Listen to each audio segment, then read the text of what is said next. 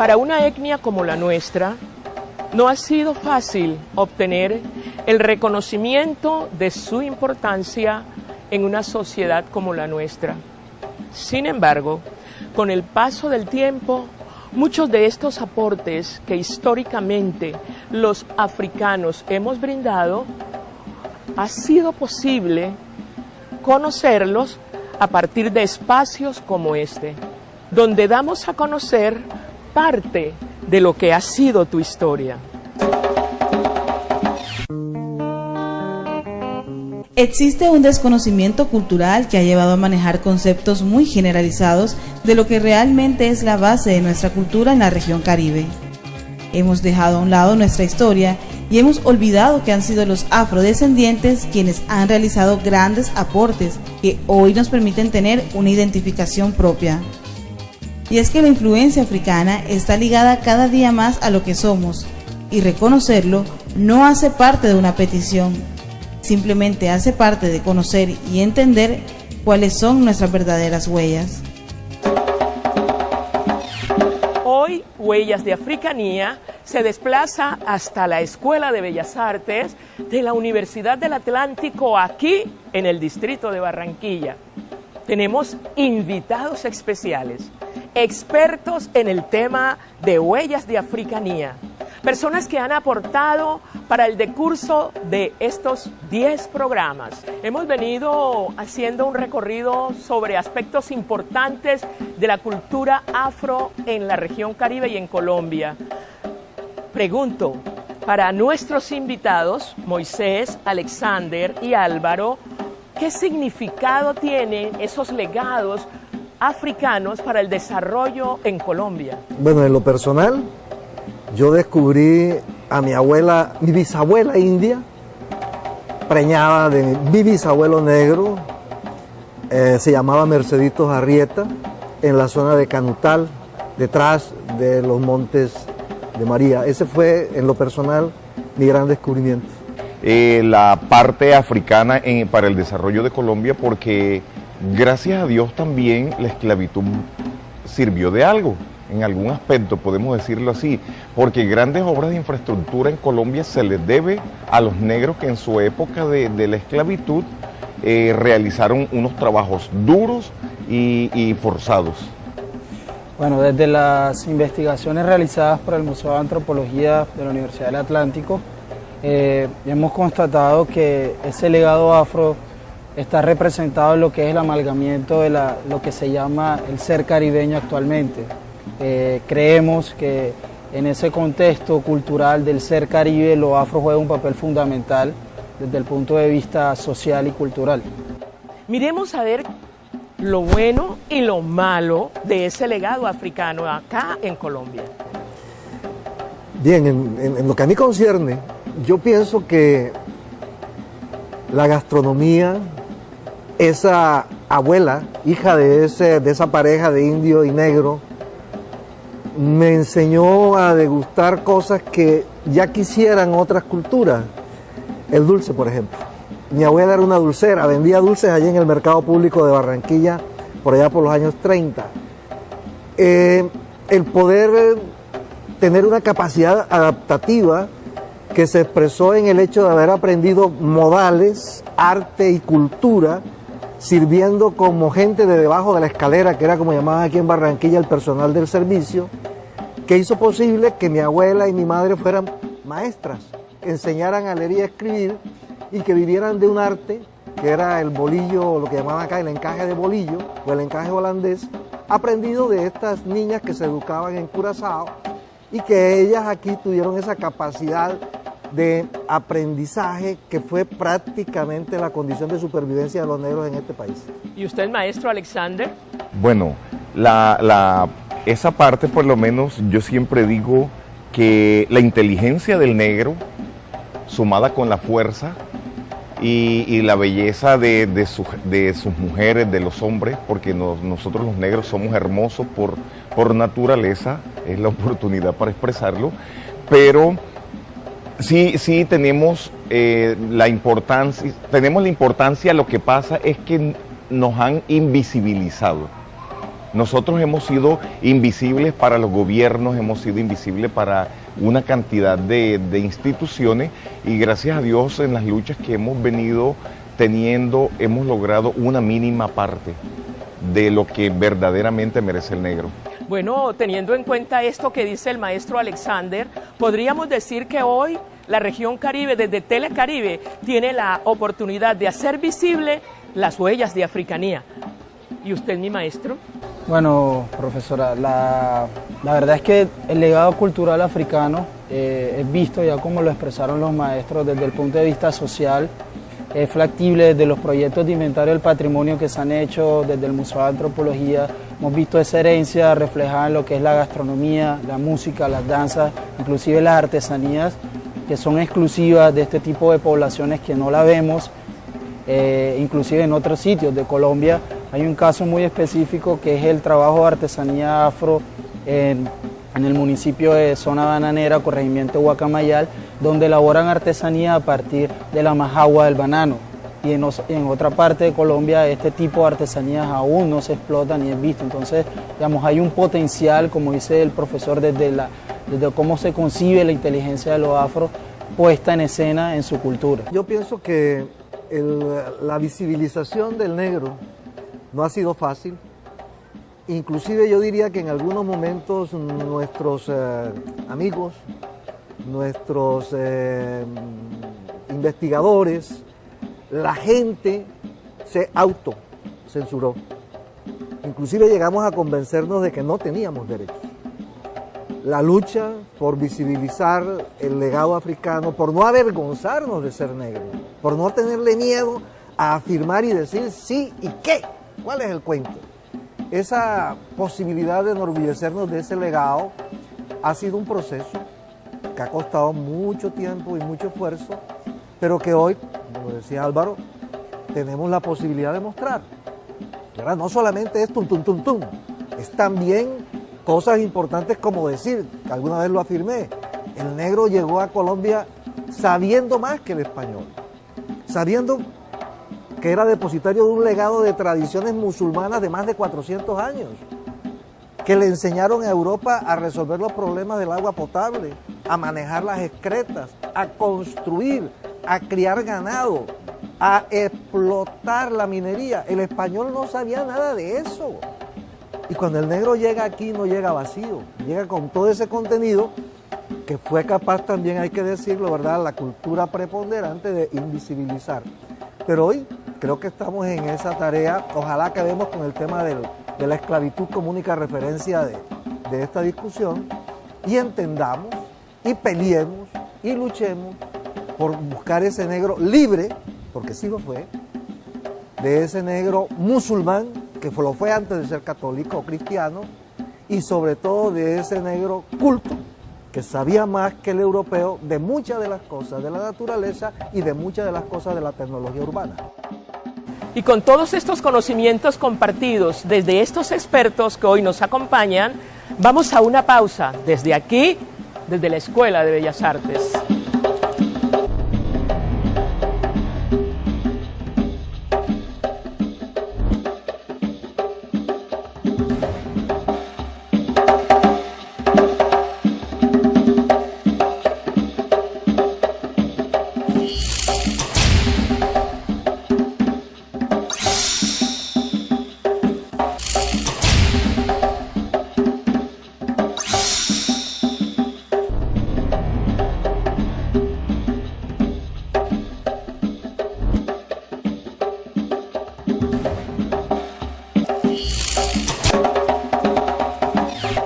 Continuamos con Huellas de Africanía y continuamos con algo que a las personas de piel oscura nos causa como incertidumbre, preguntas, y es cierto que somos minorías étnicas.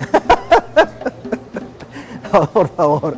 Es decir, si nosotros nos ponemos a analizar el componente étnico del universo, el hombre viene de África. Y somos la mayoría. Y somos la mayoría.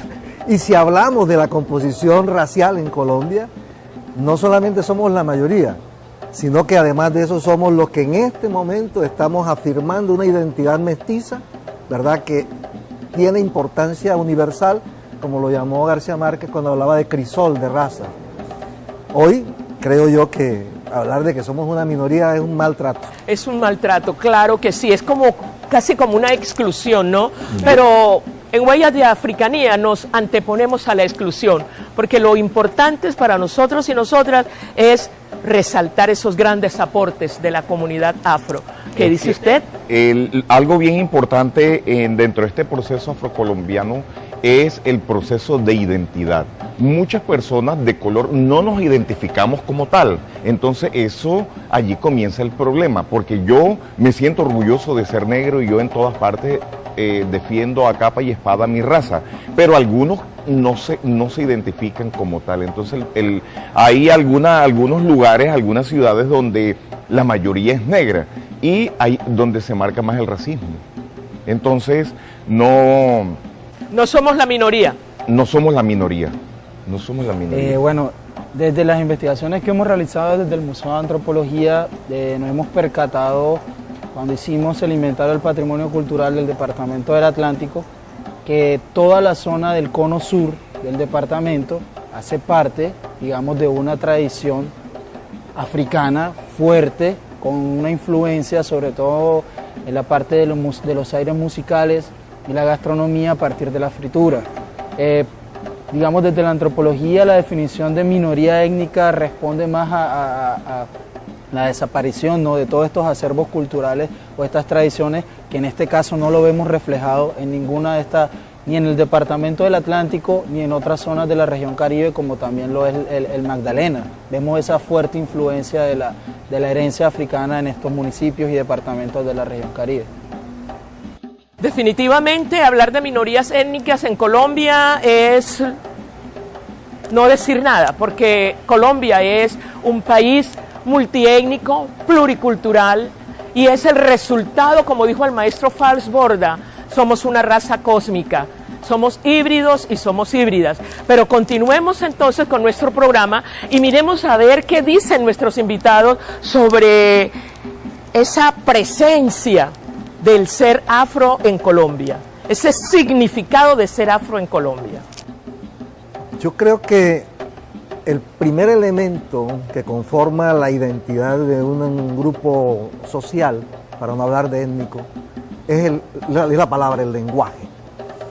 Y encontrar uno que cuando mi abuela hablaba de añingotarse, que cuando me hablaba de bangaña, cuando hablaba de bitute, cuando hablaba de vindes, cuando hablaba de jolón, cuando hablaba de todas esas expresiones que yo decía, ¿y de dónde saca mi abuela este poco de palabras extrañas?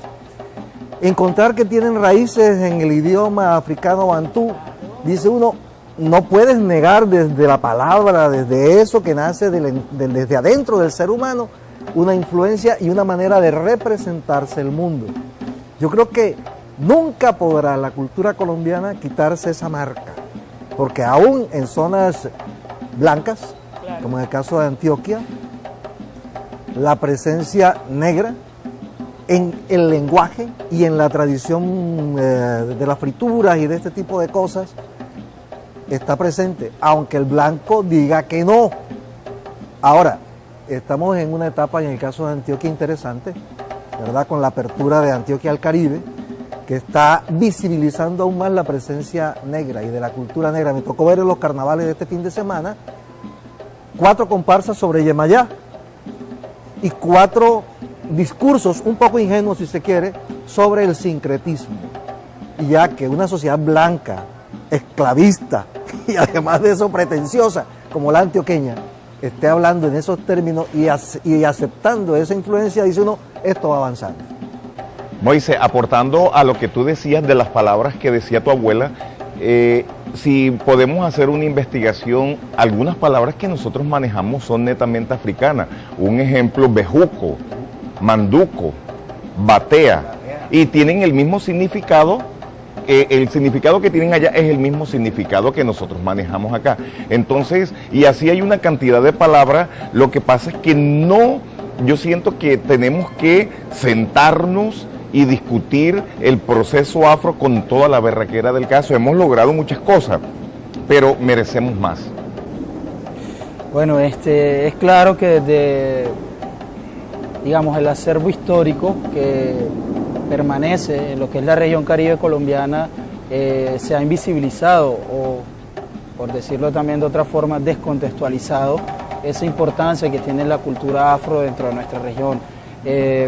Creo que es importante rescatar desde la parte histórica que los antiguos cronistas manifestaban la conformación de las rochelas o los palenques como estados totalmente diferentes, que no tenían unas normativas, unas leyes, pero que cuando hacemos los procesos de investigación y entendemos esa literatura, lo que estamos viendo son otro tipo de adaptaciones y otro tipo de conductas y normas en un espacio que a ellos, digamos, traídos del África, llegados al continente americano, transforman, adaptan y buscan un nuevo tipo de organización social similar a la que ellos tenían en África. Eso actualmente lo podemos ver en muchos de estos corregimientos y municipios que hacen parte del Departamento del Atlántico, no solamente desde la conformación espacial, como lo es San Basilio de Palenque, sino también toda esa influencia cultural que es muy vista en lo que es el Carnaval de Barranquilla. Bueno, pero nuestros expertos dicen que el legado africano es significativo, importante, relevante, necesario. ¿Y quién? Yo les pregunto ahora, ¿a quién le damos la responsabilidad de preservar y de conservar ese legado?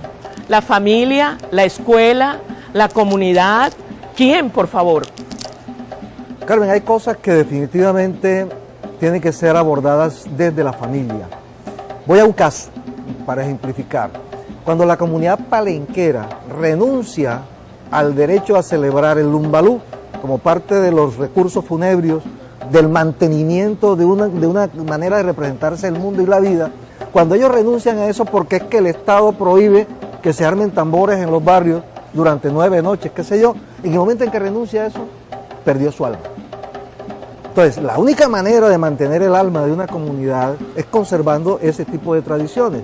Y el Estado tiene una responsabilidad, debe reconocer y preservar ese legado.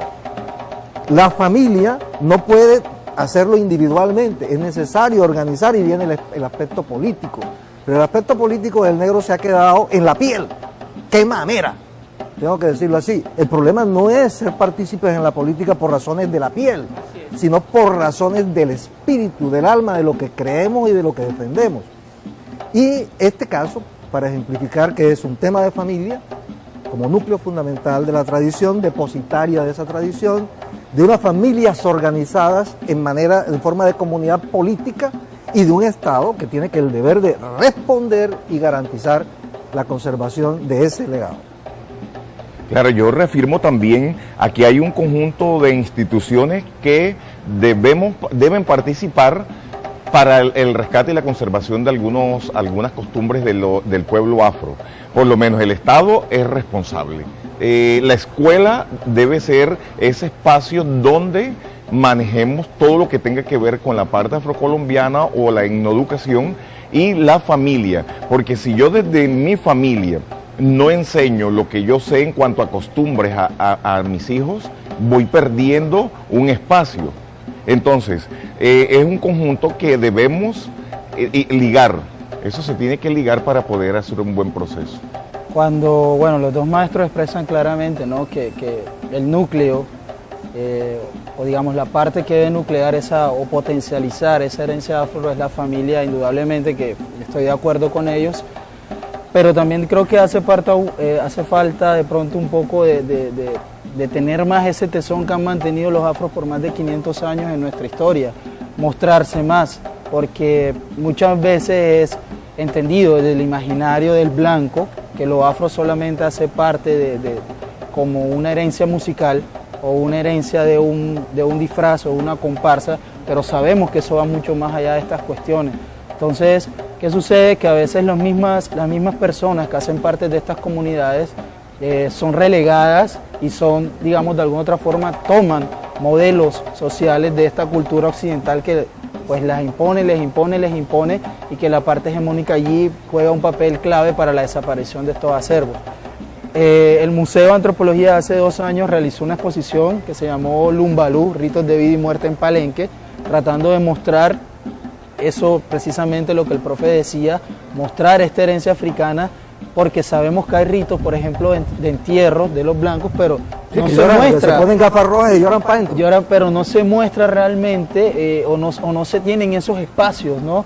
Como lo está teniendo ahora Telecaribe con el programa que bien dirige la maestra, de mostrar esos otros aspectos culturales relacionados con la cultura africana. Y fíjate que también hay un problema cuando se deja imponer una normativa desde la sociedad mayor, sociedad blanca, para llamarla de alguna manera, cuando te dicen no puedes comer icotea.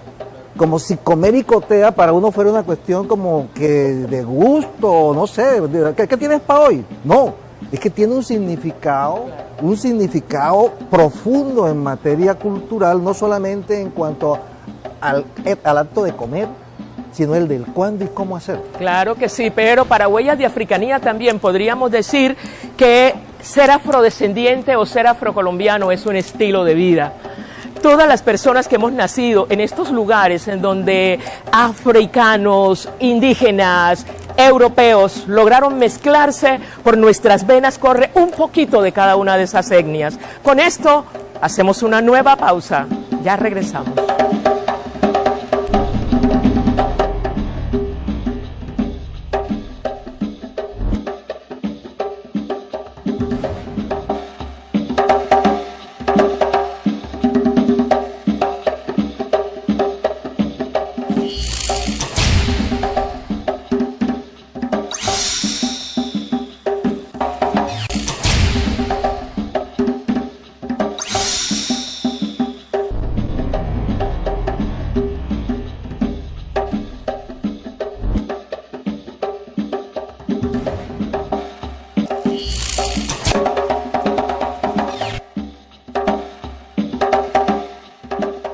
Bueno, regresamos con ustedes y tenemos un tema muy importante. ¿Qué postura o qué posición tienen nuestros expertos ante el fenómeno de la discriminación? Mira, yo en eso sí tengo que decir algo en relación con Barranquilla. En Barranquilla la discriminación racial no existe. Hay algo que es peor, que es la discriminación social. Es decir, aquí no te cierran la puerta por negro, te cierran la puerta por pobre. Te cierran la puerta por no ser de high class, te cierran la puerta por vivir donde vives. Entonces es una forma de discriminación en esta ciudad más dura y mucho más criminosa que la discriminación racial que observa en sociedades como Cartagena, por ejemplo. Bueno, yo digo que la discriminación es el plato del día en cuanto a la parte afrocolombiana, porque si nos damos cuenta, en una administración, por ejemplo, en el distrito, hay una sola negra. Y quién sabe cómo cayó esa negra allí, pero hay una sola negra. Entonces, en todas partes hay cierta cantidad de blancos y 1 o 2 negros. Entonces, allí nos damos cuenta de la discriminación racial que hay. Lo mismo si nos damos cuenta en los periódicos. En los periódicos hay una niña que escribió cualquier cosa, enseguida la ponen como una poeta, no sé qué. En cambio está Miriam Díaz, que es una poeta negra, que tiene un trabajo negro impresionante, no la mencionan. Entonces, la discriminación está en todo. Yo comparto lo del profe más de una discriminación social, porque, digamos, esa herencia afro solamente vista desde el punto de vista en Barranquilla de las carnestolendas, pero después de eso, toda esa herencia cultural desaparece, lo que es digamos, el día a día, ¿no?, de la comunidad barranquillera. Sin embargo, creo que rescato que es importante resaltar la labor de la gastronomía, porque la gastronomía sigue siendo fundamental y hay muchos casos de que existen prohibiciones sobre X o Y plato gastronómico en épocas específicas, pero que esa no se identifica como una, digamos, una pérdida, ¿no?, de esa herencia cultural africana. Discriminación creo que todavía se da, y de pronto está relacionado mucho ese concepto que usted, maestra, ponía al principio, que es de minoría étnica, porque, bueno, son minoría, le damos menos. al estar catalogado como una minoría étnica se le da menos desde lo social, desde lo cultural, inclusive desde lo político, desconociendo, digamos, toda esa labor cultural que estas comunidades realizan. Bueno, desde Huellas de Africanía estamos siempre pendientes de mostrar y mostrar que en Colombia cada uno y cada una tiene algo de las etnias que hemos heredado. Pero le pregunto a los expertos, para cada uno de ellos, ¿cuál es la principal huella que cree ha heredado?